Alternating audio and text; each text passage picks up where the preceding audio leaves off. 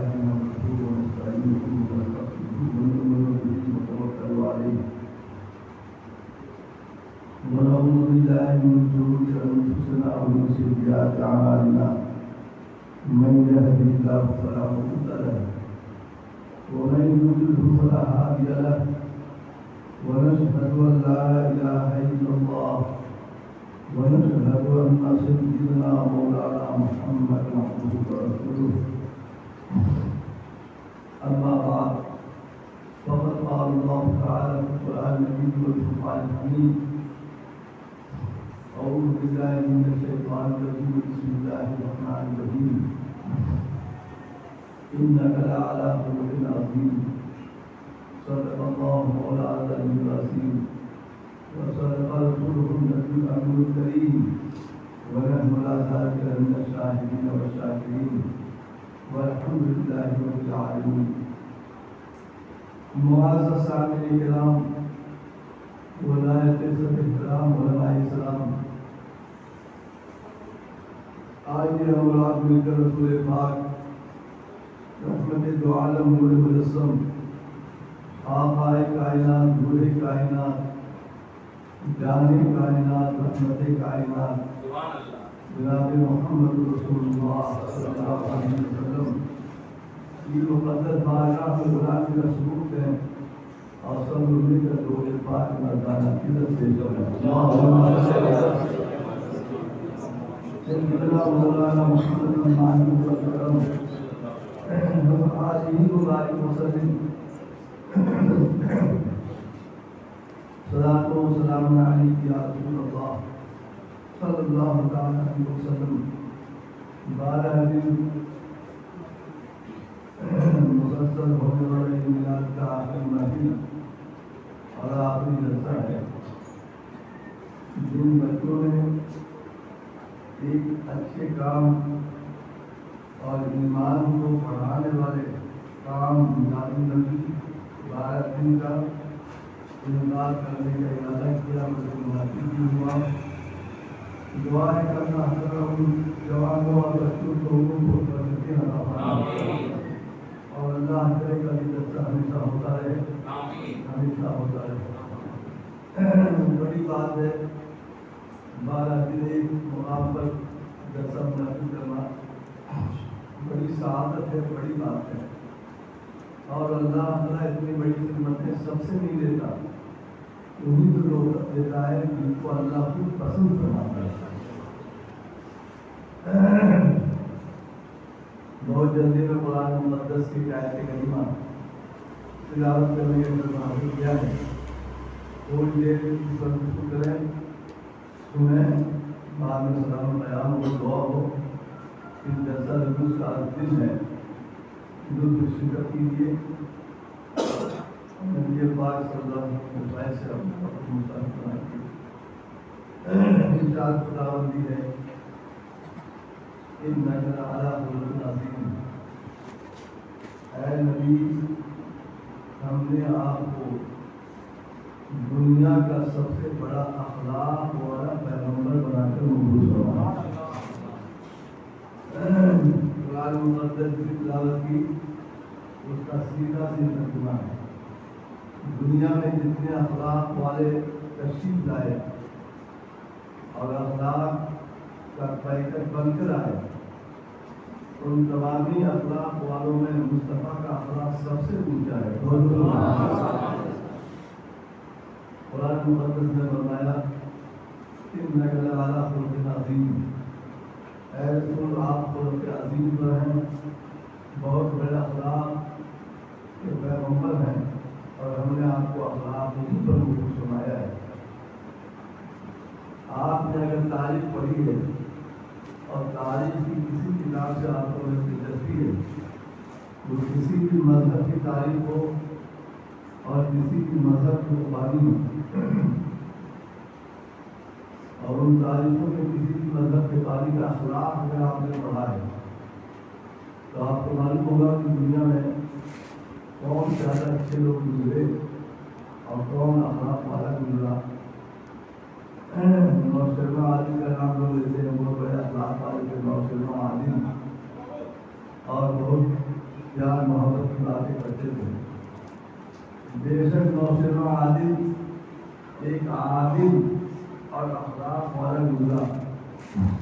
انبیاء کرام میں حضرت آدم سے لے کر عیسیٰ تک یہ سب اخلاق والے گزرے. مگر نبی کا اخلاق لوگوں کے اخلاق سے بہت اونچا تھا. سبحان اللہ, بہت اونچا تھا. ایک لفظ میں کہوں کہ دنیا کے سب سے بڑے اخلاق والوں کی تاریخ آپ کے سامنے آئے اور اس کو آپ پڑھیں. جہاں پر دنیا کے اخلاق ختم ہوتا ہے وہاں سے مصطفیٰ کا اخلاق شروع ہوتا ہے. اخلاق نبی کو آپ دیکھیں اور اخلاقی قدروں کی اہمیت کو آپ جانیں. اخلاق ایک بہت بڑی دولت ہے, بہت بڑی سعادت ہے, بہت بڑی برکت ہے, بہت بڑی رحمت ہے, بہت بڑی نورانیت ہے, لطافت ہے. اخلاق بہت جلدی لوگ بولتے ہیں مگر اس میں بڑی عظیم برکتیں ہیں. ان برکتوں کی طرف تھوڑی دیر ہم آپ کی ذہن پوری کرنے کی سعادت حاصل کریں. اللہ تعالیٰ نے جتنی چیزیں بنائی ہیں ان تمام چیزوں میں کچھ نہ کچھ صفت رکھی ہے.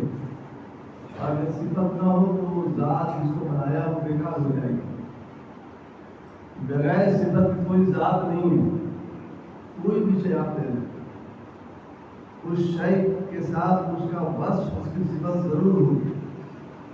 لفظوں کو نہ پہلا سمیت ہیں. چاند ایک ذات ہے, اس کی صفت ہے کہ چاندنی ہے. سورج ایک ذات ہے, صفت ہے کہ روشنی ہو. پھول ایک ذات ہے, صفت ہے کہ خوشبو ہو. کانٹے ذات ہیں, صفت ہے کہ کھٹکنے کی طاقت ہو. زمین ایک حیثیت ذات ہے, صفت ہے کہ پستی ہو.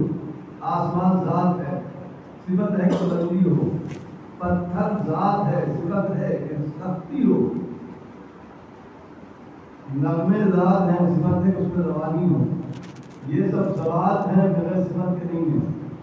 کوئی بھی ذات بغیر صفت کے اللہ نے بنایا ہی نہیں ہے. آپ کو بنایا کوئی نہ کوئی صفت ہوگی, مجھے بنایا کوئی نہ کوئی وصف ہوگا, کسی اور کو بنایا کوئی نہ کوئی اس میں صفت ہوگی. بغیر صفت کے ذات نہیں بنی اور بغیر صفت کے ذات ہو ہی نہیں سکتی. اگر کوئی ایسا دور آ جائے کہ جس دور میں ذات و صفت نہ ہو وہ ذات بیکار ہو کے رہ جائے گی. مثلا چاند ہے, چاندنی نہیں ہے تو چاند بیکار. سورج ہے, روشنی نہیں ہے تو سورج بیکار. پھول ہے, مہک نہیں ہے تو پھول بیکار. کانٹے ہیں, کھٹکنے کی طاقت نہیں ہے تو کانٹے بیکار. زمین ہے, پستی نہیں ہے تو زمین بیکار.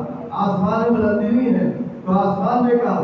پتھر ہے, سختی نہیں ہے تو پتھر بیکار. آبشار ہے, نرمے نہیں ہے تو آبشار بیکار.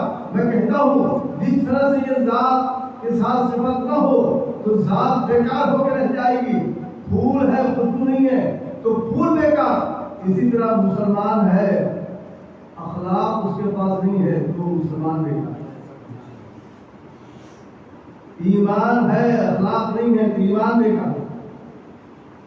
ایک ایمان والوں کے لیے اخلاق کا ہونا اتنا ہی ضروری ہے جتنا کہ پھول کے لیے مہک کا ہونا ضروری ہے.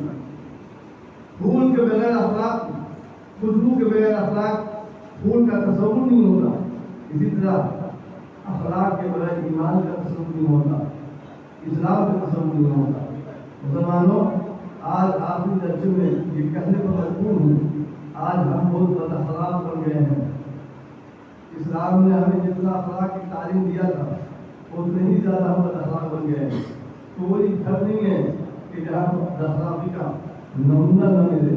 باپ بیٹے کا دشمن ہے, بیٹا باپ کا دشمن ہے, ماں بیٹی سے لڑ رہی ہے, بیٹی ماں سے لڑ رہی ہے, پڑوسی پڑوسی سے لڑ رہا ہے, طاقتور غریب کو ستا رہا ہے, طاقتور غریب کو کھائے جا رہا ہے, ظلم پر ظلم ہو رہا ہے, بد اخلاقی کا عالم یہ ہے کہ ہم بالکل جانور سے بدتر ہماری زندگی ہو گئی ہے. آئیے ذرا نبی پاک کے اخلاق قدموں کی طرف ہمارا کے دماغ کو دماغ میں چلنے کی صلاحیت حاصل کریں. اس کے بعد سرکار کی بارگاہ میں کھڑے ہو کر آپ کو سلام پیش فرمائیں. سننے سے پہلے تھوڑا بدلائی بس دعا کر لیں کہ اللہ تعالیٰ ہمیں نبی کے اخلاقی قدروں کے ساتھ زندہ رہنے کی توفیق عطا فرمائے. نبی پاک نے جن اخلاق کی تعلیم ہمیں عطا فرمائی ہے انہیں اخلاق کے ساتھ ہمیں زندہ رہنے کی توفیق عطا فرمائے. اخلاق بہت ضروری ہے. بڑی طاقت ہے اخلاق میں, بڑی شکتی ہے اخلاق میں, قوت ہے اخلاق میں. اخلاق میں بڑی وسعت ہے, لطافت ہے, رحمت ہے, برکت ہے, نورانیت ہے. اخلاق کی طاقت کا اندازہ آپ لگائیں, اخلاق کی اہمیت کا اندازہ آپ لگائیں. اگر آپ سے کوئی پوچھے نبی کیوں آئے تھے تو کیا جواب دیں گے آپ؟ پیغمبر تشریف لائے, تشریف لانے کی وجہ کیا تھی؟ کیا جواب آپ کے پاس ہوگا؟ مصطفیٰ کے آنے کا رسول عین کیا ہے تو آپ اسے کیا جواب دیں گے؟ مان لیجیے رات کا وقت ہے, 5 آدمی آ رہے مسلمان, سر پر ٹوپی لگائے ہوئے, راستے میں کوئی 2-4 لوگ کھڑے تھے, ان میں ہندو تھا, عیسائی تھا, یہودی تھا, مجوسی تھا. ان لوگوں نے ان کے سروں پر ٹوپیاں رات کو دیکھی. ان لوگوں نے کہا ان سے کہ تم لوگ کہاں سے آ رہے ہو, مسلمان لگ رہے ہو, کہاں سے آ رہے ہو؟ تو ان لوگوں نے جواب دیا کہ ہم نبی کے میلاد کے جلسے سے آ رہے ہیں. سبحان اللہ. انہوں نے کہا نبی کا میلاد کیسا ہوتا ہے, کیا ہوتا ہے؟ آپ نے ان کو جواب دیا جلسے کا نام ہے جہاں جوتا تصور بیٹھتے ہیں, نبی پاک رسول جو ہوتا ہے ان کی باتیں ہوتی ہیں, اسی محفل کو مجلس کو ہم لوگ میلاد النبی کہتے ہیں. پھر انہوں نے سوال کیا کہ میں ہندو ہوں, یہودی ہوں, عیسائی ہوں, ہمیں نہیں معلوم کہ تمہارے نبی کا میلاد کیسا ہوتا ہے. تم نے بتایا, ہم نے سمجھ لیا. اب تم ہم کو یہ بتاؤ کہ نبی دنیا میں کیوں تشریف لائے تھے, تمہارے پیغمبر کیوں آئے تھے, پیغمبر کے آنے کا مقصد کیا تھا, پیغمبر کے آنے کی وجہ کیا تھی, وہ کون سی کمی رہ گئی جس کو پورا کرنے کے لیے تمہارے پیغمبر کی ضرورت پڑی. اب پیغمبر عادت کی طرف تشریف لائے تو آپ نے کیا جواب دیں گے مسلمانوں؟ آئیے ذرا ہم کوشش کرتے ہیں اس سوال کا جواب کی طرف ذہن کو ذہنی صلاحیت حاصل کرتے ہیں.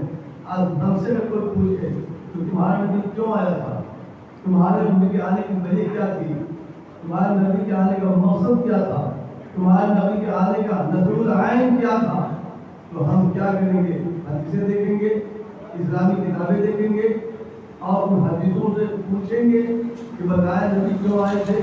میں نے ایک حدیث پڑھی ہے, حدیث مصطفیٰ اللہ کے نبی فرماتے ہیں میں دنیا میں نہ آتا اگر یہ مقصد نہ ہوتا, میں دنیا میں نہ تشریف لاتا اگر آنے کا مطلب یہ نہ ہوتا اور آنے کی وجہ یہ نہ ہوتی. اللہ کے نبی آنے کی وجہ خود ہی بتا رہے ہیں, اللہ کے نبی آنے کا سبب خود ہی بتا رہے ہیں, پیغمبر اعظم دنیا میں تشریف لانے کا کہ اسباب خود ہی بتا رہے ہیں. فرماتے ہیں اللہ کے نبی صلی اللہ علیہ وسلم وَإِسْتُ لِأُتَمِّمَ مَكَارِمَ الْأَخْلَاقِ, میں دنیا میں اس لیے بھیجا گیا ہوں کہ جتنے بد اخلاق ہیں ان سبوں کو ہم اخلاق کی تعلیم دے دیں, اخلاق ہم بتاتے ہیں. پیغمبر اعظم نے کتنی عظیم وجہ بتائی ہے, اپنے آنے کی وجہ بتائی ہے کہ میں اخلاق بتانے آیا ہوں, محبت بتانے آیا ہوں, پیار بتانے آیا ہوں, شانتی کی تعلیم لے کر آیا ہوں, امن کی تعلیم لے کر آیا ہوں. پیغمبر اعظم صلی اللہ علیہ وسلم فرماتے ہیں وَإِسْتُ لِأُتَمِّمَ مَكَارِمَ الْأَخْلَاقِ, میں دنیا میں اس لیے بھیجا گیا ہوں کہ جتنے بد اخلاق ہیں ہم ان کو اخلاق کی تعلیم دے دیں. میں نے علی کا سرکار آپ سے پہلے بھی انبیاء کرام تشریف لائے, حضرت موسیٰ, عیسیٰ, زکریا, آدم, نوح, کیا یہ لوگ اخلاق والے نہیں تھے؟ کیا انہوں نے اخلاق کی تعلیم نہیں دی, کہ انہوں نے اخلاق کی باتیں نہیں کہی ہیں؟ میں نے جب سوال کیا تو نبی جواب دیں گے کہ نادان میرے سوال پر تم غور کرو, میں یہ نہیں کہتا کہ اخلاق بتانے آیا ہوں بلکہ یہ کہتا ہوں کہ اخلاق کو مکمل کرنے آیا ہوں. اخلاق بتایا گیا تھا مگر نامکمل تھا, اس نامکمل اخلاق کو میں مکمل کرنے آیا ہوں. کیونکہ اسلام میری ذات پر مکمل ہوا ہے اس لیے اخلاق بھی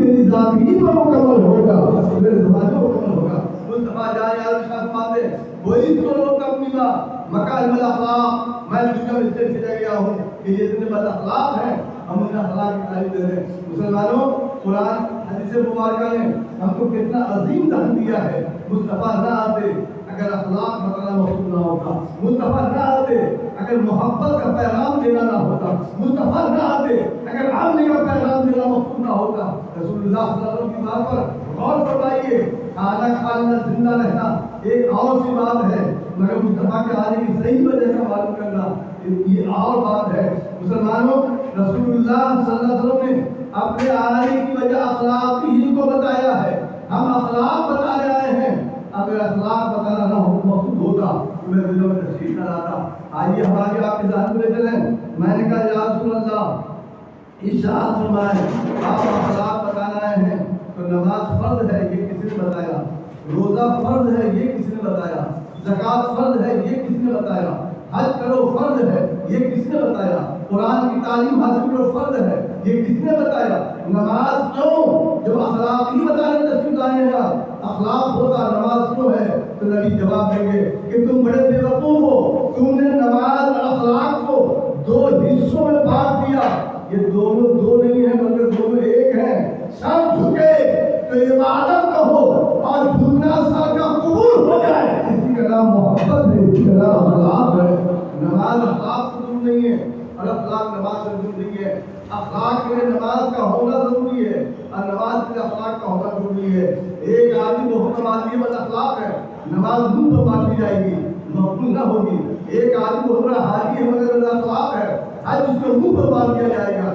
اسلامی دنیا میں جو تعلیم کی ہوئی ہے کہ اخلاق بھی ہو, نماز بھی ہو اور اخلاق بھی ہو. انداز یہ ہونا چاہیے کہ سر جھکا دو خدا کی بارگاہ میں اور دل جھکا دو خدا کے غریب بندوں کی بارگاہ میں, غریب مسلمانوں کی بارگاہ میں. یہ دونوں دولتیں ہوں تب آپ مومن ہیں. اگر دونوں میں ایک سے کچھ نہیں ہے تو مومن نہیں ہے آپ, مسلمان نہیں ہے آپ. آئیے بس تھوڑی دیر کے لیے ہم آگے آپ کے ذہن کو لے چلیں. پیغمبر اعظم نے اپنے آنے کی وجہ دنیا میں اخلاق کو بتایا ہے. بد اخلاقی اگر ہمارے اندر ہے تو ہم نے نبی کے آنے کے مقصد پورا نہیں کیا. اگر ہم بدتمیز ہیں تو ہم نے نبی کے اخلاق کے آنے کی وجہ جو تھی اس کو پورا نہیں کیا. اے مسلمانوں اتنا بدنما دام اپنے دامن پر لے کر قبر میں نہ جائیے. حشر میں کیا وہ دکھائیں گے. زندہ رہیے, زندگی گزاریے اس طرح جس طرح میرے مصطفیٰ نے زندگی گزاری ہے. نبی کا اخلاقی قدروں کے ساتھ زندہ رہیے. ماں کا حق کیا ہے معلوم کیجیے, باپ کا حق کیا ہے معلوم کیجیے, بیٹے کا حق کیا ہے معلوم کیجیے, بیوی کا حق کیا ہے معلوم کیجیے, بیویاں معلوم ہے شوہر کا حق کیا ہے. یہ ضروری ہے, یہی تو تعلیمات ہے کہ جس کو دینے کے لیے مصطفیٰ جان عالم پیغمبر اعظم صلی اللہ علیہ وسلم دنیا میں تشریف لائے تھے. ارشاد فرمایا وہی تو جو تم بیما مکارم الاخلاق, میں دنیا میں اس لیے بھیجا گیا ہوں کہ یہ جتنے بد اخلاق ہیں ہم انہیں اخلاق کی تعلیم دیتے ہیں. آئیے آگے ہم آپ کے ساتھ لے چلیں. پورا مجمع پر ہاتھ لہرا کے لفظوں سے کہتے یا رسول اللہ. نماز پڑھو عبادت ہے, روزہ رکھیے عبادت ہے, زکوٰۃ دیجیے عبادت ہے, حج کیجیے عبادت ہے. اب آپ میرے الفاظ کو غور فرمائیں. نماز کا پڑھنا اگر عبادت ہے تو اللہ کے غریب بندوں کو کھانا کھلانا یہ بھی عبادت ہے. نماز پڑھنا اگر عبادت ہے, اگر کوئی غریب ننگا ہے اس کے کپڑے کا انتظام کر دینا یہ بھی عبادت ہے. بلکہ میں تو یہ سمجھتا ہوں کہ عبادت اپنی جگہ پر, عبادت کو اگر قبول کرانا چاہتے ہو تو اللہ کے جو غریب بندے ہیں ان کی خدمت کرو, اللہ اس کے صدقے میں عبادت کو قبول فرمائے گا, فرمائے گا. آج کی دنیا میں کوئی ان باتوں کو تسلیم نہیں کرے, مگر میرے پیغمبر اعظم کے آنے کی وجہ یہی ہے جو میں بتا رہا ہوں. رسول اللہ کے آنے کی عظیم وجہ یہی ہے کہ جو میں بتا رہا ہوں. دنیا کی اتنی بد اخلاق ہو گئی تھی, بیٹیوں کو ذبح کر رہی تھی, بیٹیوں کو دفن کر رہی تھی, بیٹیوں کو زندہ تنگور کر رہی تھی, عورتوں کو دھکے دے کر باہر کر رہی تھی. دنیا جاہل ہو چکی تھی, بد اخلاق بن چکی تھی. مصطفیٰ کیا ہے کہ دنیا والوں کو اخلاق کی تعلیم دیا تو انہی لوگوں میں جو زندہ تنگور لڑکیوں کرتے تھے انہی میں ابو بکر صدیق پیدا ہوئے, عمر بن خطاب پیدا ہوئے, عثمان غنی پیدا ہوئے. احتیاجی جب مولا کائنات تشریف لائے. اے مسلمانوں نبی کے آنے کی وجہ سمجھیے اور نبی کے آنے کی وجہ کو معلوم کرنے کے بعد زندہ ویسے ہی رہیے جیسا نبی نے زندگی گزاری ہے، اور نبی کے اخلاق نظر جو ہے اس کے ساتھ زندہ رہیے۔ میں یہ کہہ رہا تھا کہ اگر نماز سجدہ کرنا عبادت ہے تو غریب مسلمانوں کو کھانا کھلا دو، یہ بھی عبادت ہے۔ ماں کا احترام کرو، یہ بھی عبادت ہے۔ باپ کی عزت کرو، یہ بھی عبادت ہے۔ مظلوم پر ظلم مت کھاؤ، یہ عبادت مت کھاؤ، یہ بھی عبادت ہے۔ غریب کی غربت کا مذاق مت اڑاؤ، اس کا احترام کرو، یہ بھی عبادت ہے۔ آج کی دنیا میں، اتنی بڑی دنیا میں لوگ حج کرنے جاتے ہیں، دو حج، 4 حج، 5 حج کر لیتے ہیں۔ روپیہ ہے، دولت ہے، اور دولت کے نشے بھی عزت کر رہے ہیں۔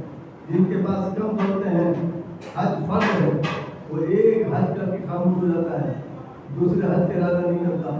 مگر جس کے پاس دولت ہے وہ ایک حج کے بعد بھی کئی حج کرتا ہے اور حج کرنے کی بیل لگا دیتا ہے۔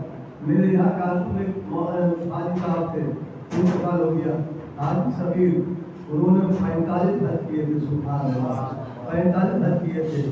میں یہ کہنا چاہتا ہوں 45 حج، 30 حج، 20 حج جو لوگ کرتے ہیں، یہ حج ایک ہی فرض ہے، پہلا حج فرض ہے۔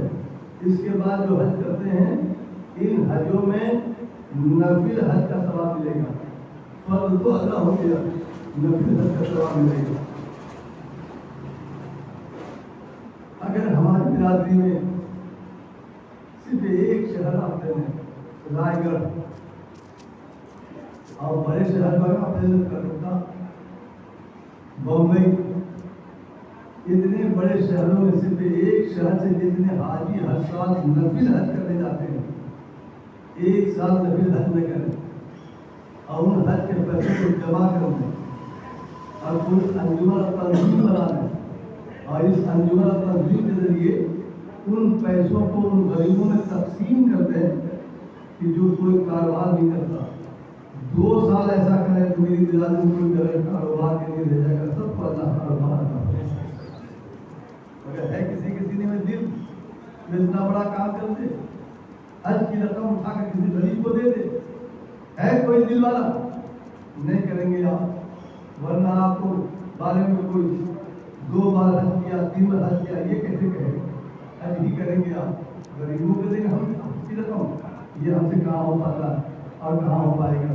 میں کہتا ہوں مسلمانوں، آپ کریں نہ کریں، آپ کے بزرگوں نے ایسا ہی کیا ہے، آپ کرو نہ کرو، آپ کے ائمہ نے ایسا ہی کیا ہے، آپ کریں نہ کریں، آپ کے نمائندوں نے ایسا ہی کیا ہے۔ آئیے یہ اپنے زمانے کون ہیں؟ بہت بڑے امام، بہت بڑے مجتہد، بہت بڑے محدث، بہت بڑے فقیہ، امام اعظم ابو حنیفہ کے شاگرد ہیں۔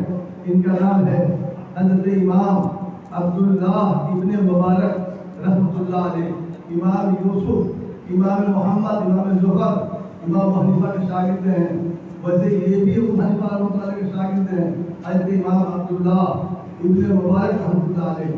یہ بڑے مالدار تھے، تاجر تھے، تجارت کرتے تھے۔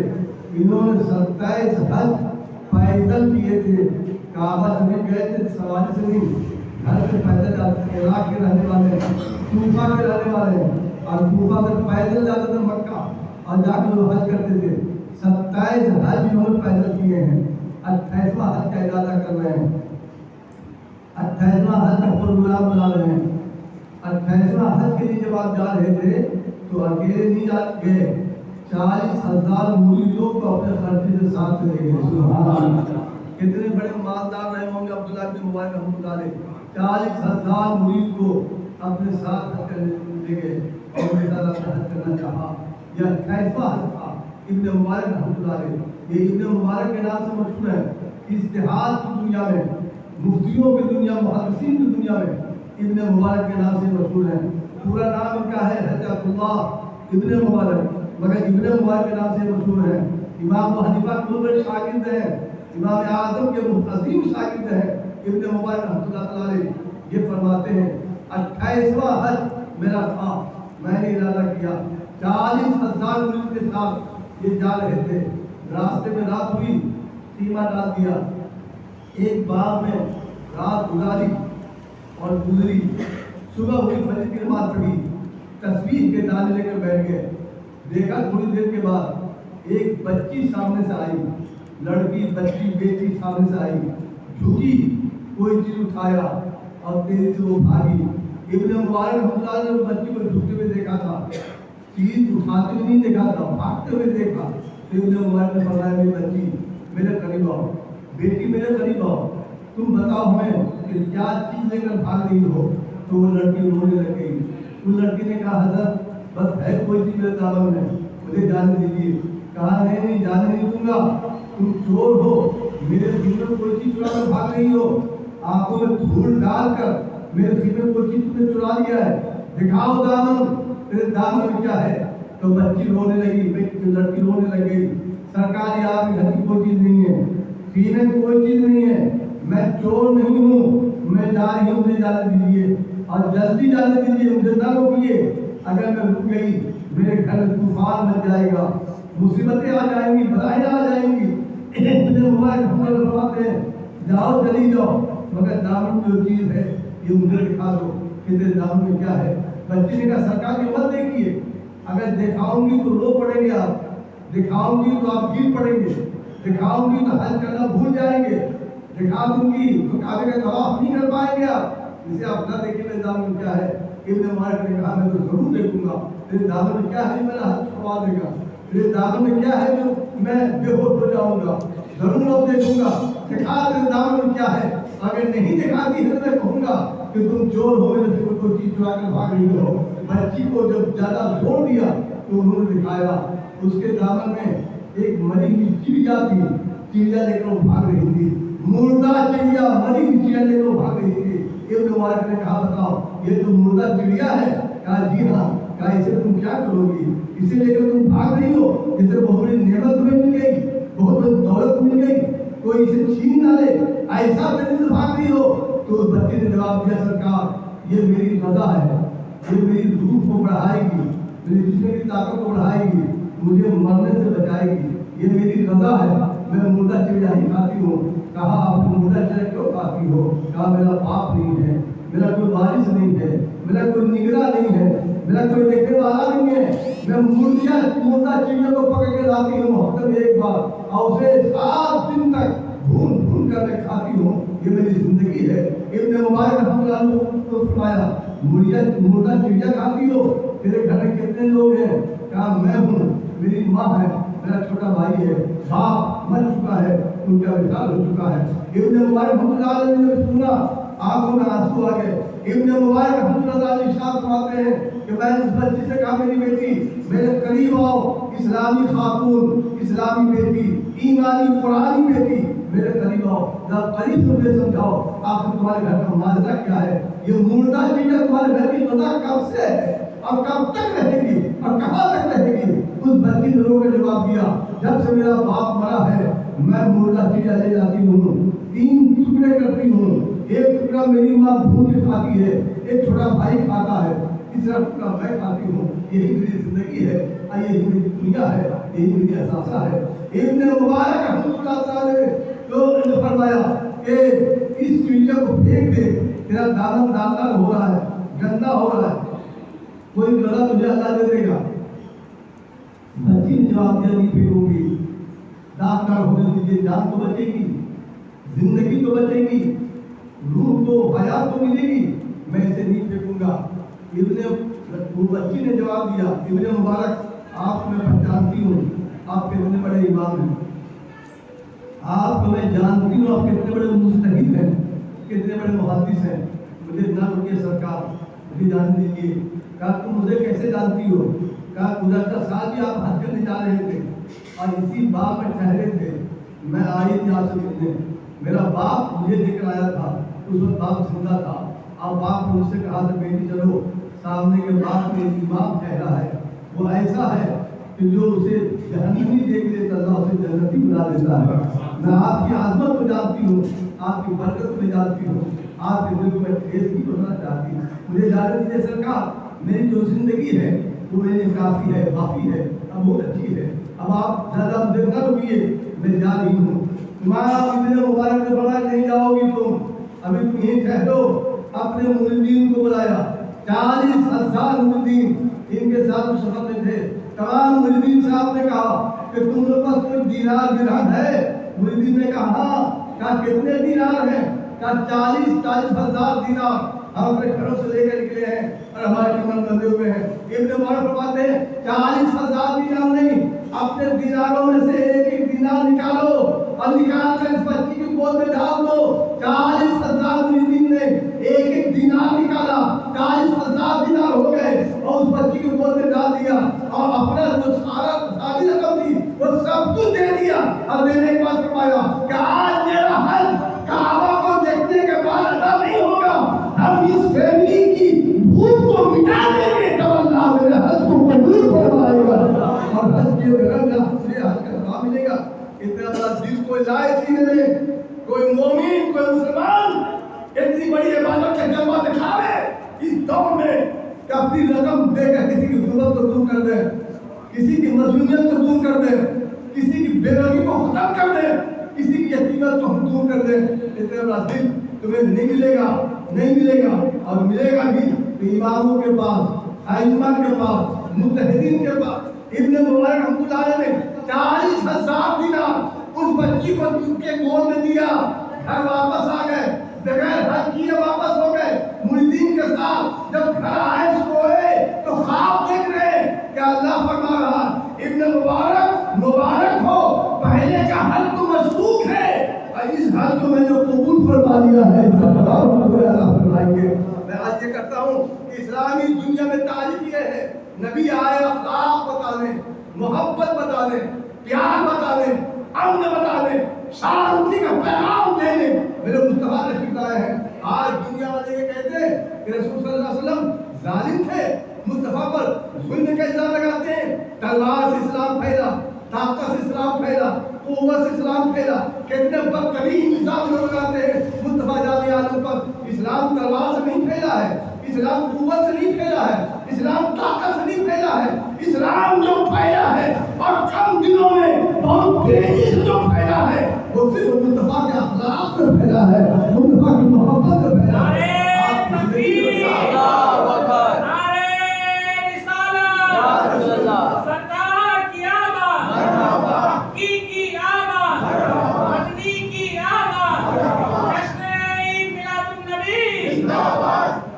حضرات میں یاد کر رہا ہوں رسول اللہ صلی اللہ علیہ وسلم زندگی کے ان پہلوؤں کو سمجھنے کی کوشش کیجیے.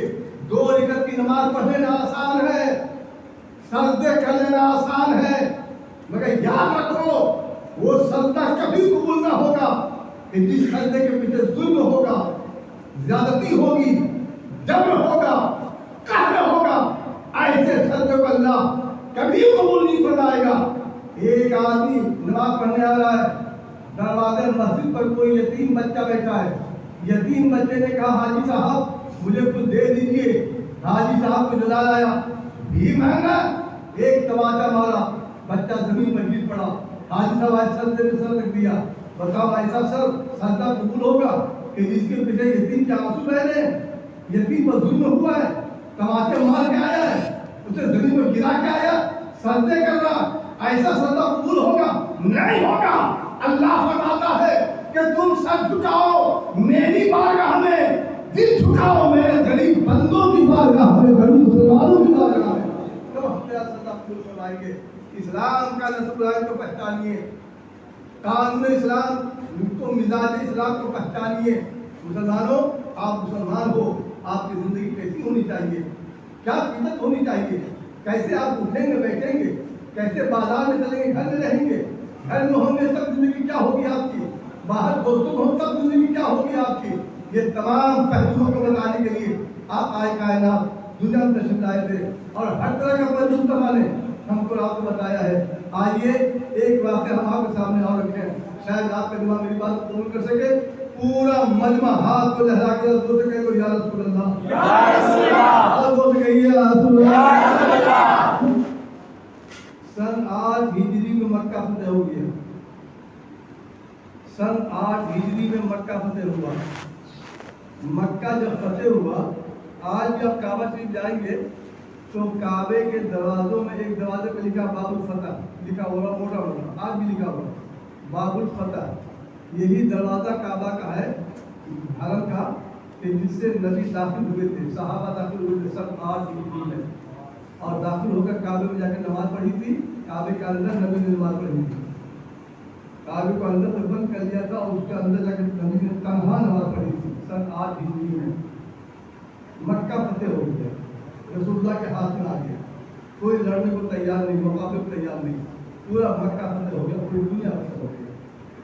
جب مکہ فتح ہو گیا تو پیغمبر اعظم صلی اللہ علیہ وسلم نے تمام مکہ کے کافروں کو بلایا.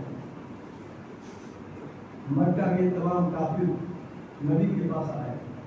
نبی بیٹھے تھے مسجد حرم میں, اور یہ تمام کافر مصطفیٰ کے سامنے ہاتھ باندھے کھڑے. رسول صلی اللہ علیہ وسلم نے سامنے کی بات بتایا, سب کا نام لے کر, بتاؤ میرا جرم کیا تھا جو تم نے مجھے گھر سے بھیجا. تم نے بلال کے ساتھ ظلم کیوں کیا, تم نے خباب کو سوئی پر کیوں لٹکایا, تم نے سمیہ کو مار مار کے شہید کیوں کر دیا. نبی سب سے پوچھ رہے ہیں, کسی کے منہ میں کوئی جواب نہیں تھا. نبی نے کہا کہ مکہ والوں بتاؤ میرے دشمنوں, تو میں نے کیا جرم کیا کہ تم نے مجھے مکہ چھوڑنے کو مجبور کر دیا. میں مدینہ چلا کے گھر چھوڑ گئے, گھر چھوڑا, کھیت چھوڑا, یاد چھوڑا, دنیا اپنی چھوڑ دی. میں نے مدینے میں چلا گیا تھا. میرے صحابیوں نے ایمان لائے, ان پر تم نے ظلم کیا. آج تمہارے تمام ظلم کی کیا سزا دی جائے, کیا سلوک کروں میں تمہارے ساتھ. مکہ میرے قبضے میں آ گیا ہے, میرے ساتھ 1000 صحابہ تلوار لیے کھڑے ہیں, ننگی تلوار. بتاؤ میں تمہارے ساتھ کیا ظلم کروں. مکہ والے نے جواب دیا تھا, جو بھی کریں سب جائز ہے, مجھے مار ڈالیے, میرے گھر کو جلا دیجیے, مجھے دفنا دیجیے, میرے ساتھ جو بھی کریں گے سب جائز ہے آپ کے لیے یا رسول اللہ, اس لیے کہ میں نے اتنا بڑا ظلم کیا تھا جس کی سزا مجھے ملنی چاہیے. اللہ کے نبی خاموش رہے. اس کے بعد نظر اٹھائی, فرمایا الیوم, آج کا دن بدلہ لینے کا دن نہیں ہے بلکہ معاف کر دینے کا دن. نبی نے سب کو معاف کر دیا. کتنی آسانی سے معاف کیا اللہ کے نبی صلی اللہ علیہ وسلم نے فتح مکہ کے موقع پر. اس معاف کرنے کا نتیجہ یہ ہوا کہ جب نبی نے فرمایا آج بدلے کا دن نہیں معاف کرنے کا دن ہے, نبی نے ادھر یہ فرمایا, ادھر سے پورے مکے نے ایک زبان میں کہا لا الہ الا اللہ محمد رسول اللہ, اللہ ایک ہے, محمد اللہ کے رسول ہے. بتا کون سی تلوار چلائی میرے نبی نے, کون سی طاقت کا استعمال کیا مصطفیٰ نے, کون سی قوت کا استعمال کیا مصطفیٰ نے. اسلام تلوار سے نہیں پھیلا ہے, مصطفیٰ کی کردار سے پھیلا ہے, مصطفیٰ کی اخلاق سے پھیلا ہے. یہ الزام ہے اتنا مسلمانوں پر, اسلام پر, اسلام تلوار سے پھیلا ہے, یہ غلط الزام ہے. آئیے ذرا ایک واقعہ ہم آپ کے سامنے رکھیں. تمام کافر لائے, ایمان لے آئے اس موقع پر فتح مکہ میں. جو بھی کافر لگے سب کے سب ایمان لے آئے, کون سبحان اللہ, سب کے سب ایمان لے آئے. اب ایک ایک دو دو نبی سب کو دیکھ رہے, سب پہچان کر نبی سب کو پہچان رہے ہیں. فلاں نہیں ہے, فلاں نہیں ہے, ابو سفیان نہیں ہے, یہ نہیں وہ نہیں ہے, یزید ابو جہل کا بیٹا, اکرمہ نہیں ہے, یہ کہاں گئے. تو لوگوں نے کہا حضور اکرمہ ابو جہل کا بیٹا بھاگ گیا ہے مکہ چھوڑ کے. اکرمہ اس آدمی کا نام ہے جس نے جنگ احد میں جنگ کا نقشہ بدل دیا تھا, اسلام کی فتح کو شکست سے تبدیل کر دیا تھا. اکرمہ ہی کہا تھا اس نے, ابو جہل کا بیٹا اکرمہ. اس نے اپنی دماغ سے ایسی چال چلی کہ جنگ احد جو اسلام جیتا ہوا تھا وہ ہار گیا, اور پھر 70 صحابہ شہید ہوئے اسی موقع پر. حضرت حمزہ شہید ہوئے. آج بھی ان حضرات کا مزار احد پہاڑ کے قریب موجود ہے, ان کی قبریں موجود ہیں. اکرمہ کہاں ہے, نبی نے پوچھا. لوگوں نے کہا وہ بھاگ گیا ہے. کہا کہاں بھاگا, کہا یہ پتہ نہیں ہے. اکرمہ بھاگ کر کے یمن چلا گیا تھا. اکرمہ کو خبر ملی کہ نبی آنے والے ہیں فتح مکہ کے موقع پر, اب فتح کریں گے. انہوں نے سوچا کہ مجھے بڑی سزا دیں گے وہ, تو وہ بھاگ کھڑے ہوئے یمن. یمن میں اس کی بیوی تھی. بیوی نے پوچھا کہاں سے آ رہے ہو, کہا مکہ سے. کہا کیوں آ رہے ہو, کہا تمہیں نہیں معلوم نبی نے حملہ کر دیا مکے پر اور قبضہ بھی انہیں کا ہو گیا ہے, فتح ہو گئی. سب کو تو معاف کر دیں گے, ہمیں معاف نہیں کریں گے. میں نے جنگ احد میں ان کے 70 آدمیوں کو شہید کروایا. میں نے بڑا ظلم کیا ہے, مجھے وہ معاف نہیں کریں گے. میں وہاں سے بھاگ آیا ہوں تاکہ مکہ میں پکڑا نہ جاؤں. بیوی نے جواب دیا تمہیں نہیں معلوم کہ مصطفیٰ کا ہاتھ کتنا لمبا ہے, کیا تم یہاں رہ کر اسے محفوظ رہ جاؤ گے؟ نہیں جاؤ گے، غلط سوچ رہے ہو. ان کا ہاتھ اتنا لمبا ہے تو مکہ میں بیٹھے بیٹھے یہیں سے تمہیں کھینچوا دیں گے. وہ اس وقت تمہارا جرم ثابت ہوگا تو یہ سب سنا دیں گے. بہتر ہے کہ جاؤ مکہ جا کے نبی سے معافی مانگو. سبحان اللہ. جاؤ جا کے معافی مانگو. اکرمہ مختصر یہ اکرمہ آئے. اکرمہ جس وقت تشریف لائے ہیں مکہ میں، اللہ کے نبی چند صحابہ کو لیے مسجد حرم میں تشریف فرما تھے. کسی نے آ کے جواب دیا حضور اکرمہ آ رہے ہیں. کہا کدھر سے؟ کہا جانب اتر کی طرف سے، شمال کی طرف آ رہا ہے. اللہ کے نبی نے اکرمہ کے آنے کی خبر سنی. اتنا بڑا دشمن اکرمہ کے آنے کی خبر سنی تو استقبال کے لیے اتنی تیزی سے کھڑے ہوئے کہ نبی کے بدن میں چادر تھی، چادر زمین پر گر پڑی. اس کو اٹھانا بہتر نہیں سمجھا کہ دیر ہو جائے گی. بغیر چادر کے مسجد حرم سے باہر آئے. اکرمہ پر نظر پڑی. اکرمہ سامنے سے آ رہا ہے، نبی کھڑے ہوئے دیکھ رہے ہیں. اکرمہ مجرم ہے، اکرمہ ظالم ہے، اکرمہ قاتل ہے. اتنا بڑا دشمن آ رہا ہے. نبی حرم کے باہر کھڑے ہوئے دیکھ رہے ہیں. اور جب قریب اکرمہ آ گیا تو اکرمہ کا دل ڈر رہا تھا، دل دھڑک رہا تھا. بدن میں خوف تھا، وحشت تھی، دہشت تھی، گھبراہٹ تھی. نہ معلوم میرے رشتے کے کتنے ٹکڑے ٹکڑے کیے جائیں گے، مجھے نہیں معلوم. یہ سب تصور تھا، تصور یہ چلا رہا تھا. نبی کی نظر پڑی اکرمہ پر. اللہ کے نبی صاحب فرماتے ہیں یا اکرمہ مرحبا مرحبا. اکرمہ ڈرو مت، تیرا آنا مبارک ہو، آنا مبارک ہو. بغیر کچھ کہے میں نے تجھے معاف کر دیا ہے. تو دنیا ہے اکرمہ کا اللہ کے نبی نے معاف کر دیا. کون کہتا ہے کہ اسلام طاقت کے بلبوتے پر پھیلا ہے؟ میں کہتا ہوں اسلام طاقت کے بلبوتے پر نہیں، مصطفیٰ کے طرح کی گان کی بنیاد پر پھیلا ہے، اخلاق کی بنیاد پر پھیلا ہے. یہ تو الزام ہے مسلمانوں پر، اسلام پر. اسلام طاقت سے پھیلا ہے. آئیے ایک واقعہ اور ہم آپ کے سامنے رکھیں. اب بات کو سمجھنے کی کوشش کریں. پورا من میں ایک بار ہاتھ میں لہرا کے رسول سے کہہ دو یا رسول اللہ،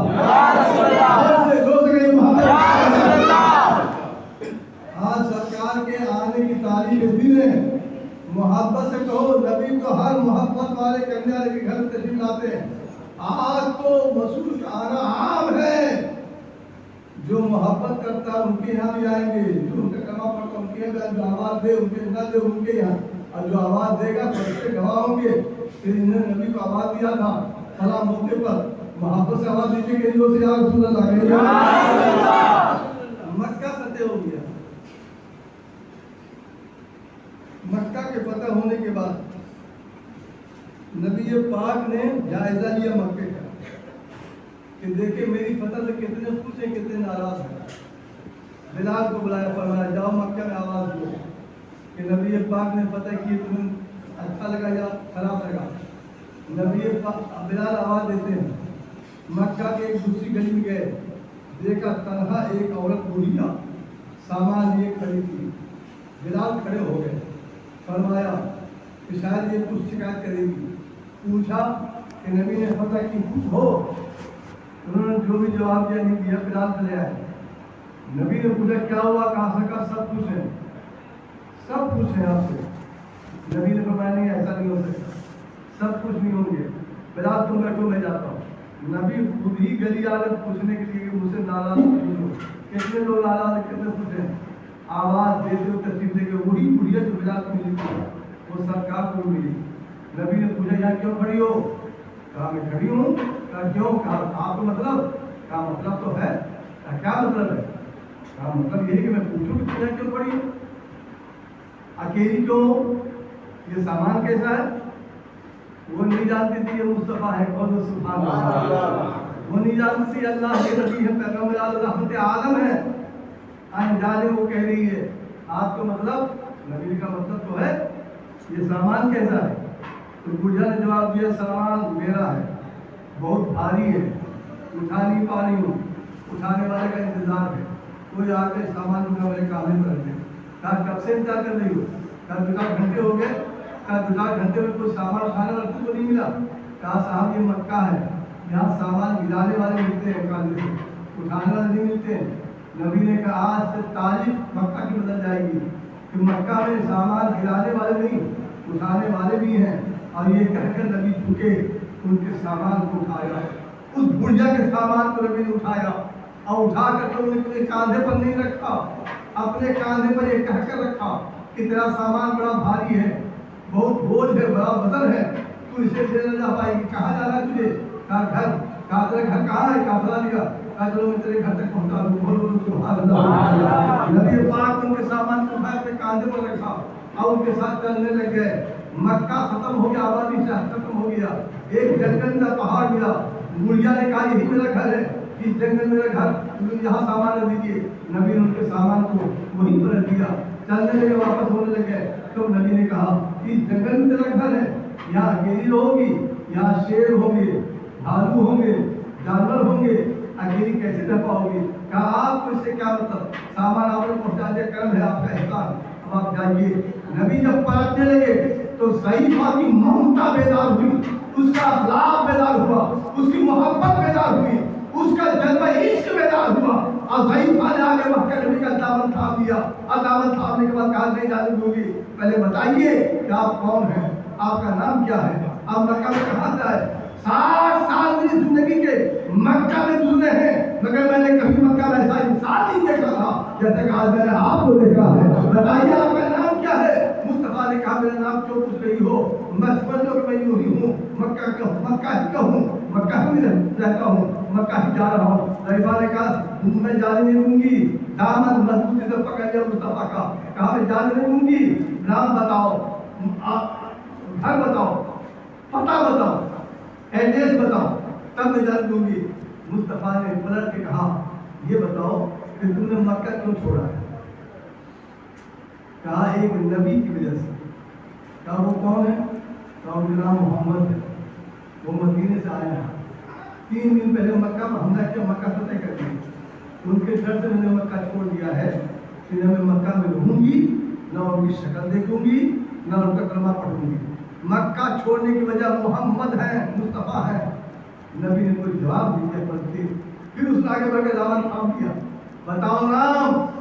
تو نبی نے جواب دیا کیا میں نام بتاؤں، میں ہی وہ محمد ہوں جس کی وجہ سے مکہ چھوڑا، میری وجہ سے چھوڑا تو مکہ چھوڑا، میرا ہی نام محمد ہے، ہم ہی مصطفیٰ ہیں، ہم ہی رحمت عالم ہیں، ہم ہی پیغمبر اعظم ہیں، ہماری وجہ سے مکہ چھوڑا ہے، میرے ڈر سے مکہ چھوڑا ہے۔ تو ضعیفہ نے جواب دیا حضور وہ کل کی بات تھی، آج کی بات یہ ہے کہ آپ سے بہتر میں نے کبھی انسان دیکھا ہی نہیں تھا، نہ کبھی دیکھوں گی، میں بھی کلمہ پڑھتی ہوں لا الہ الا اللہ محمد رسول اللہ، اللہ ہے کہ آپ اس کے نبی رسول ہیں۔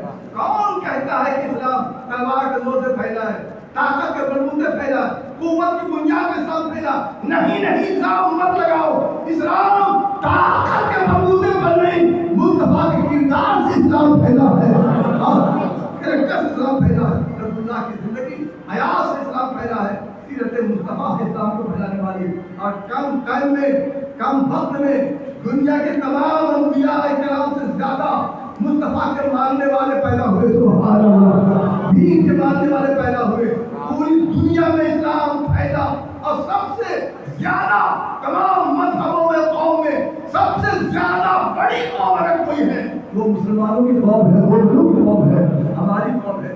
بہت کم وقتوں میں اسلام پھیلا ہے۔ اللہ تیار کر رہا تھا، بتا رہا تھا کہ اللہ کے پیغمبر صلی اللہ علیہ وسلم تشریف لائے، ارشاد فرمایا نماز بھی لے کر آیا ہوں، اخلاق لے کر آیا ہوں، حج لے کر آیا ہوں، محبت لے کر آیا ہوں، روزہ لے کر آیا ہوں، امن کا پیغام لے کر آیا ہوں، دونوں کو سینے سے لگاؤ، نماز بھی پڑھو، اخلاق کا دامن لوگ ہاتھ سے جانے مت دو، روزہ بھی رکھو، بد اخلاق نہ بنو، حج بھی کرو، بد اخلاق مت بنو، بلکہ دونوں کو ساتھ ساتھ میں لے کے چلو، ایک طرف نماز ہو، ایک طرف اخلاق ہو، ایک طرف حج ہو، ایک طرف محبت ہو۔ شان یہ ہونی چاہیے کہ سر جھکاؤ خدا کی بارگاہ میں اور دل جھکا دو مصطفیٰ کی بارگاہ میں۔ تو آپ مومن ہیں، مومن کامل ہیں، اور اگر یہ برکت نہیں ہے صرف حج لیے پھر رہے ہو، یہ حج تمہیں قیامت میں تم دھوکے میں ہوگے۔ اگر صرف نماز لیے پھر رہے ہو، ظلم کر رہے ہو، یہ نماز کام نہ آئے گی۔ اگر نماز پڑھتے ہیں 5 ٹائم کی مگر بیواؤں کا سہاگ لوٹ رہے ہیں، یہ نماز کام نہیں آئے گی۔ یتیموں کو رلا رہے ہیں، یہ ظلم قیامت کو پریشان کرے گا تمہیں.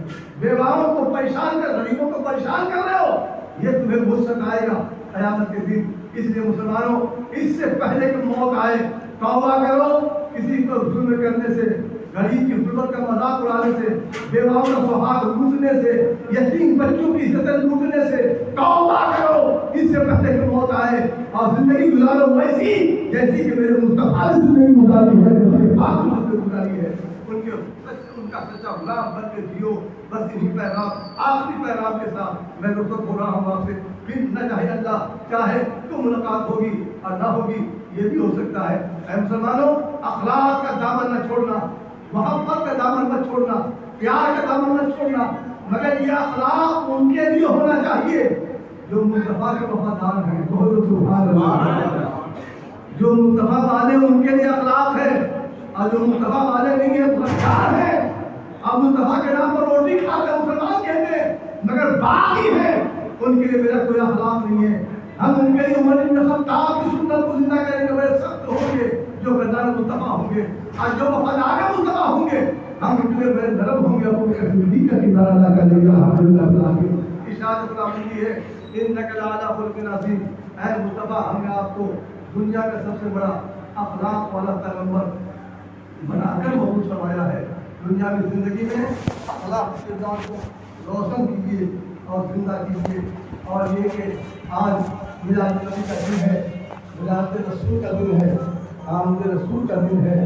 جیسے عید میلاد نبی میں ہم سب لوگ بیٹھے ہوئے ہیں، دعا ہے کہ اللہ تعالیٰ قیامت کے دن جب میدان محشر قائم ہو، بھگدڑ ہو، لوگ پریشان ہوں، پیاسے ہوں، تباہ و برباد ہوں، اور ہم لوگ ایک طرف بیٹھ کر نبی کا میلاد کر رہے ہوں. نبی کا یہاں بھی میلاد کر رہے ہیں، مرنے کے بعد حشر میں بھی ہم نبی کا میلاد کریں گے اور میلاد کا جشن منائیں گے، جشن کریں گے.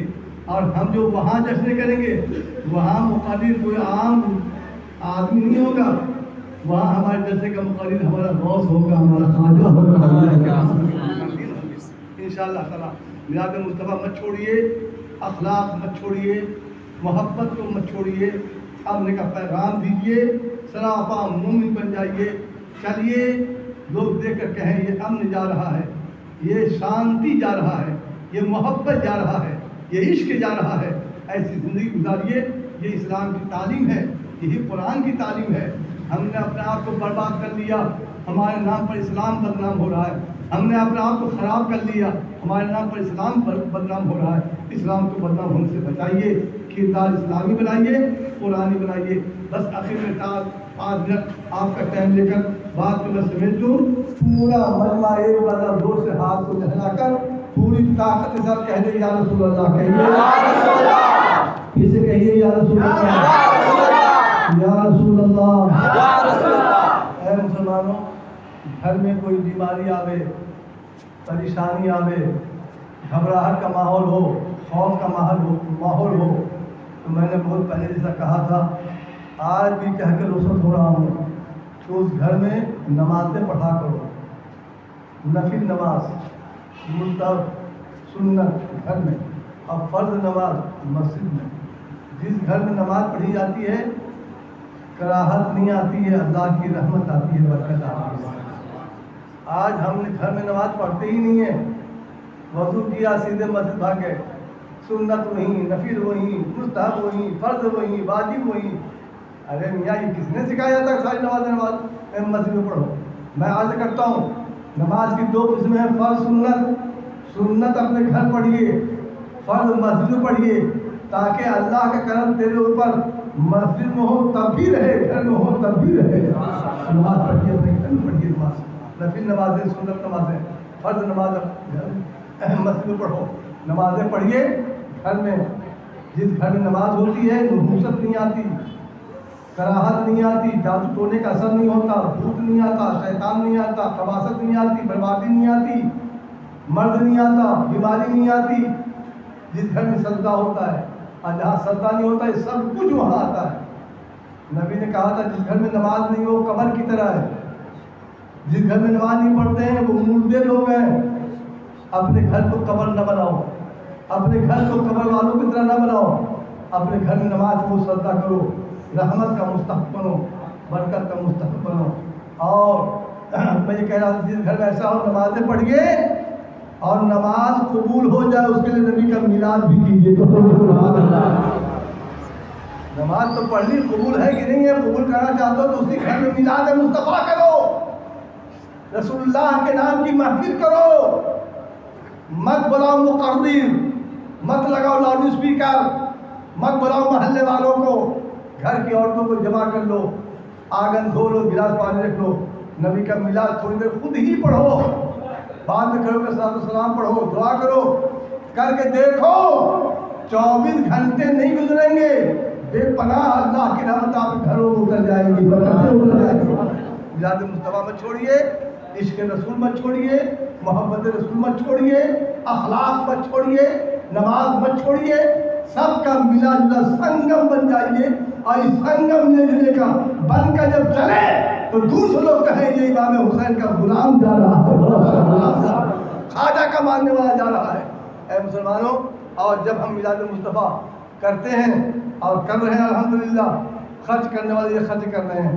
کچھ لوگ ہیں جو اپنا پیسہ خرچ کرتے ہیں سنیما کے نام پر، معاذ اللہ، عیاشی کے نام پر، شہوت کے نام پر، دنیا کے حسن لٹانے کے نام پر خرچ کرتے ہیں.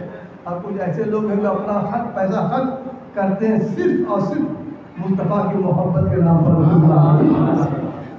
رشیدنی آپ دیکھ رہے ہیں ہمارے حاجی صاحب کی طرف سے ہے، کسی اور کی طرف سے ہے. دعوت عام آج کے دن کرنا چاہیے، لوگ کر رہے ہیں، لنگر بن رہا ہے، لنگر بن رہا ہے.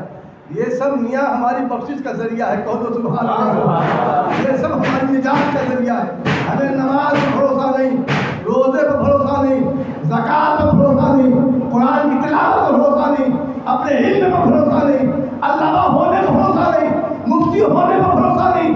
پتہ نہیں قیامت کے دن میرا کیا حشر ہو، کہاں ڈال دیا جائے، مجھے اس کی خبر نہیں. مگر ہم جب نبی کا میلاد کریں گے تو ڈنکے کی چوٹ پر کریں گے کہ کوئی عبادت قبول ہو نہ ہو، میلاد مصطفیٰ تو قبول ہی ہو جاتا ہے، غلامی یہ قبول ہو جاتی ہے. میلاد مصطفیٰ پر چھوڑو، اپنے گھروں میں کرو، روڈ پر کرو، سڑک پر کرو، جہاں موقع ملے، جہاں نماز پڑھو وہاں میلاد مصطفیٰ کرو، جہاں سجدہ کرو وہاں میلاد مصطفیٰ کرو. میلاد مصطفیٰ کو عام کیجیے، اس کو پھیلائیے، اس ایک مشن کے طور پر چلائیے. لوگ مٹانے پر لگے ہیں، آپ پھیلانے پر لگ جاؤ. آپ میلاد مصطفیٰ کو پھیلانے پر لگ جاؤ، لوگ مٹانے پر لگے ہیں. ہم مٹانے والوں کی بات نہیں کرتے. میرے اعلیٰ حضرت نے کہا تھا، بہت پہلے کہا تھا، مٹ گئے مٹتے ہیں مٹ جائیں گے اعلیٰ تیرے، نہ مٹا ہے نہ مٹے گا کبھی چرچا تیرا. اعلیٰ حضرت نے کہا تھا، فرش والے تیری شوقت کا عروج کیا جانے، خسروا عرش پہ روتا ہے پھیلا تیرا. سرکار اعلیٰ حضرت نے بڑے اچھے اشعار فرمائے. بس آخر میں 2 منٹ ہم آپ کا ٹائم لے کر بات کو سمجھ رہے ہیں. میلاد مصطفیٰ کیجیے، جشن منائیے، خوشی منائیے، اچھا کپڑا پہنیے، اچھا کھانا بنائیے، غریبوں کے کھانے کو تقسیم کیجیے، بیواؤں کو پہلے کھانا دیجیے، یتیموں کے گھر پہلے کھانا پہنچائیے. اپنے گھر کے عورتوں کو بعد میں کھلاؤ، اپنے گھر کے بچوں کو بعد میں کھلاؤ. پہلے محلے کی بیواؤں کو کھانا کھلاؤ، پہلے محلے کے یتیم بچوں کے منہ میں دانا رکھو، بعد میں تم اپنے منہ پر دانا لے جاؤ اور اپنے بچوں کے منہ پر دانا رکھو. اگر ایسا کرو گے زندگی بڑی اچھی ہو جائے گی، برکتوں کے بڑے حقدار بن جائیں گے، رحمتوں کے حقدار بن جائیں گے. اے مسلمانوں، جو لوگ میلاد مصطفیٰ کے خلاف بولتے ہیں بولا کریں ہم ان کے ساتھ نہیں ہیں، نہ وہ ہمارے ساتھ ہیں. میلاد مصطفیٰ کرنا ابو بکر صدیق کی سنت ہے. ابو بکر صدیق نے فرمایا جو میلاد مصطفیٰ کرے گا میں ابو بکر اس کا ہاتھ پکڑ کے جنت میں لے جاؤں گا. سبحان اللہ. ابو بکر صدیق کی سنت ہے، تمام صحابہ کی سنت ہے. میلاد مصطفیٰ کرو. ہاں بس 2 منٹ آپ کا ٹائم دے رہا ہوں. ہمارے کانپور اناؤ لکھنؤ کے بیچ میں شہر اناؤ ہے جن کا نام میں نے کل پرسوں بھی لیا تھا، مولانا فضل الرحمن بن قادری رحمۃ اللہ علیہ. مولانا فضل الرحمن کے پاس اعلیٰ حضرت گئے تھے مرید ہونے کے لیے، انہوں نے ان کو بھیج دیا تھا مالا آل رسول مختار جا کے پاس. اعلیٰ حضرت آل رسول مختار میں مالا حراب شریف جا کے مرید ہوئے. انہوں نے مرید نہیں کیا اعلیٰ حضرت کو. یہ مولانا فضل الرحمن بن آبادی ہیں، بہت بڑے علامہ، بہت بڑے مفتی، بہت بڑے متقی، بہت بڑے ولی، ابدال، قطب، ولیوں کے شہنشاہ، عظیم مرتبے کے مالک ہیں. فضل رحمہ گنج مولا آبادی رحمۃ اللہ علیہ. گنج مولا آباد اناؤ ڈسٹرکٹ یوپی کا ایک قصبہ ہے، گاؤں ہے، دیہات ہے، وہاں ان کا مزارات بھی ہے. فضل احمد گنج مولا آباد رحمۃ اللہ علیہ. یہ ہر مہینے کی بات تاریخ آتی تھی تو نبی کے نام پر 12 نبی کے نام پر پورے گھر میں یہ چلاوا کرتے تھے. سبحان اللہ. پورے گھر میں چلاوا کرتے تھے. فضل احمد کی بات کر رہا ہوں. نمازی ہیں، جواب نہیں نماز کا، روزے دار ہیں، ڈیلی روزہ رکھتے ہیں، وقت چھوڑ کر ہمیشہ روزہ رکھا آپ نے. فضل احمد رحمۃ اللہ علیہ بہت بڑے ولی ہیں، عالم ہیں. مگر ہر مہینے کی 12 تاریخ جب آتی تھی تو پوری خانقاہ کو دیسی گھی کے چراغ سے سجاتے تھے. ان کے بہت شاگرد ہیں، بہت بڑے بڑے علامہ ہیں. ایک مرتبہ آپ گھی کے چراغ سے خانقاہ کو سجا رہے تھے 12 تاریخ کی چاند. ندوہ دارالعلوم لکھنؤ سے ایک مولوی آیا. اس نے کہا حضرت میں آپ کے پاس آیا ہوں مرید ہونے، مجھ کو مرید کر لیجئے. فضل احمد نے فرمایا بیٹھ جاؤ، ابھی ہم مرید کریں گے. پھر آپ چراغ جلانے لگ گئے. وہ مولوی صاحب دیکھتا رہا، دیکھتے رہے. ایک بار انہوں نے کھڑے ہو کہا حضرت یہ کیا کر رہے ہیں آپ؟ کہا چراغ جلا رہا ہوں. کہا یہ تو ناجائز ہے، بدعت ہے، شرک ہے، فضول خرچی ہے. تو فضل احمد نے کہا مولوی صاحب ہم آپ سے فتویٰ نہیں لے رہے جو فتویٰ ہم کو دے رہے ہیں، اپنا فتویٰ اپنے پاس رکھتے. ہم جو کر رہے ہیں ہم کو کرنے دیں. میرا عشق مجھے مجبور کرتا ہے چراغ رسول کے جلانے پر. پھر آپ چراغ جلانے لگے. مولوی صاحب بیٹھے رہے. پھر ان کو کھانا ہضم نہیں ہو رہا. پھر کھڑا ہوا، کہنے کہ حضرت یہ ناجائز ہے، یہ بدعت ہے، یہ غلط ہے. تو مولانا فضل احمد نے کہا یہ بتاؤ تم مجھ کو مرید کرنے آئے ہو یا مجھ سے مرید ہونے آئے ہو؟ فتویٰ تم ہم کو بتاؤ. اب بولنا نہیں، ڈسٹرب نہ کرنا، بیٹھے رہو تم. جو اب مرید نہیں ہونا بھاگ جاؤ.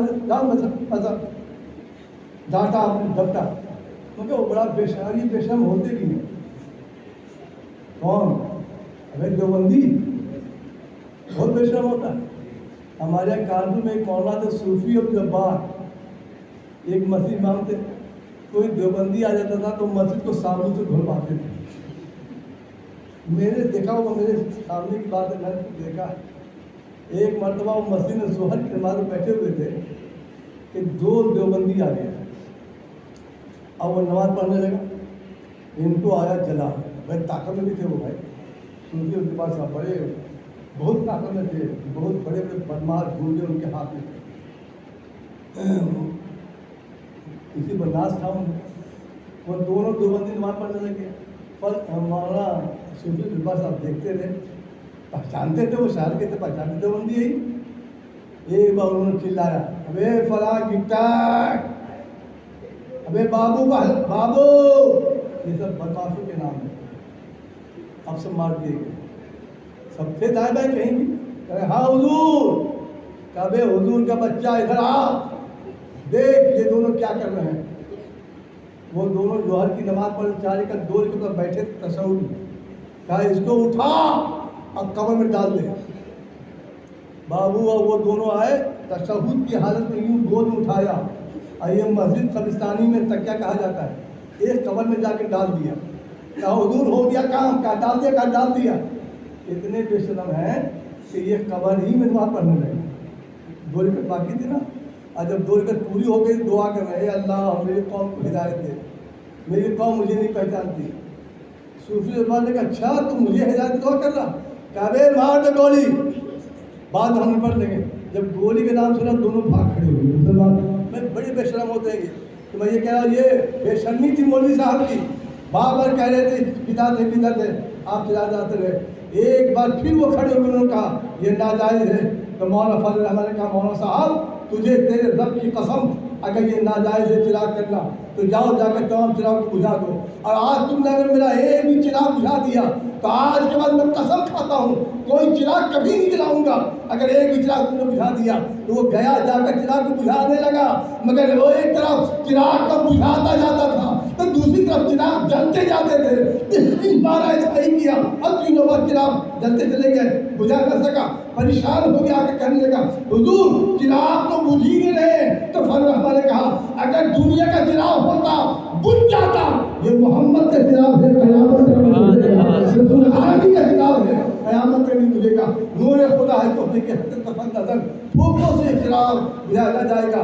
आज दुनिया बड़ी कोशिश कर रही है कि मिलाद खत्म हो जाए, महफिल खत्म हो जाए, जलसे खत्म हो जाए, फातिहा खत्म हो जाए, मगर मैं आपको ये खबर देकर गुजर रहा हूँ, पूरा हिंदुस्तान देखने के बाद, अब पूरे हिंदुस्तान का दौरा करने के बाद मैंने ये समझा है कि दुनिया जितनी कोशिश कर रही है कि मिलाद खत्म हो जाए, उतना ही मिलाद बढ़ता जा रहा है, जुलूस बढ़ते जा रहे हैं। कल नहीं होता था, आज वहाँ भी जलसा हो रहा है। कल जहाँ जुलूस नहीं निकलता था, आज वहाँ भी जुलूस निकल रहा है। अबे जहाँ जहाँ अल्लाह की मखलूक है, हर मखलूक कहेगी एक दिन कि मुस्तफा तो हमारे नबी है, ये हमारे पैगंबर है, ये हमारे रसूल है। करते रहिए, सआदत है, बरकत है, रहमत है। जो इसे नाजायज़ कहते हैं उनकी तरफ कान न लगाओ, उनकी बातों को ध्यान मत दो। मुबारक हो आप हमारा दिल का जलसा आपका करना, अल्लाह ताला नबी की बारगाह में इसे कबूल फरमाए और आप इसके का सिला आपको इसी दुनिया में अता फरमाए। मैं अपने बच्चों से कह रहा हूँ, जवानों से कह रहा हूँ, एक अच्छी चीज़ की बुनियाद आपने रखी है, इसको ख़त्म होने मत देना, इसको मिटने मत देना, इसको ना हो ऐसा न करना, जो होता रहे, हमेशा होता रहे। जब तक जिंदा रहो इसको करते रहो, जब तक हयात में रहो इसको करते रहो, इसको बढ़ाते रहो। बड़ी बरकतें हैं, बड़ी सादतें हैं। कल से लेकर आज तक, 12 दिन पहले से लेकर अब तक कहने में कोई कमी हो माफ़ कीजिए, कोई बात अच्छी मुझसे निकल गई है, गुजारिश है दुआ में याद रखिए। अल्लाह चाहे जब फिर मुलाकात होगी इंशाअल्लाह। खड़े हो जाइए नबी की बारगाह में।